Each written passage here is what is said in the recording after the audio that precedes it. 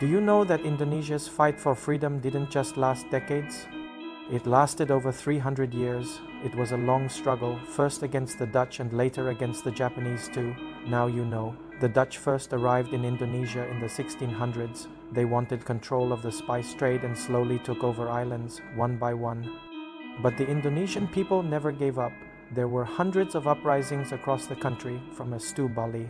Then in World War II, everything changed. In 1942, Japan invaded and kicked the Dutch out. Many Indonesians thought this meant freedom, but Japan became a new occupier.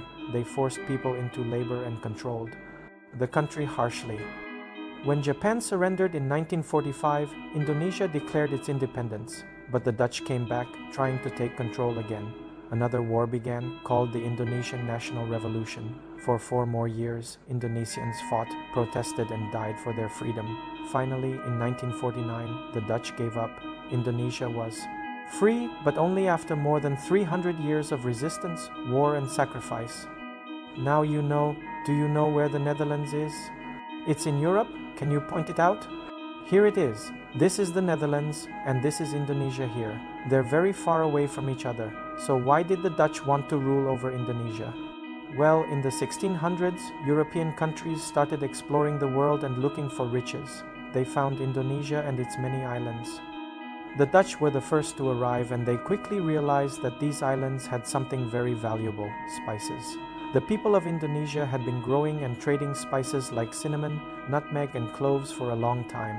The Dutch wanted to control this trade and get very rich, so they started taking over the islands, the Indonesian. People were not happy about this. They fought back. There were small wars and rebellions all over the islands, but the Dutch were strong and they had new weapons. They kept taking over more and more islands. By the 1800s, they controlled most of Indonesia, but then something amazing happened. The people of Indonesia never gave up hope. They kept fighting for their freedom. And finally, in 1945, they won.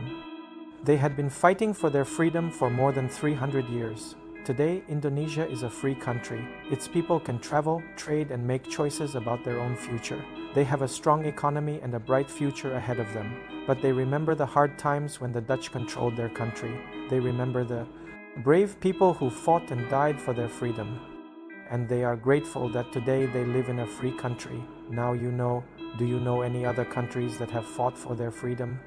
Tell me in the comments. That's all for today. See you next time.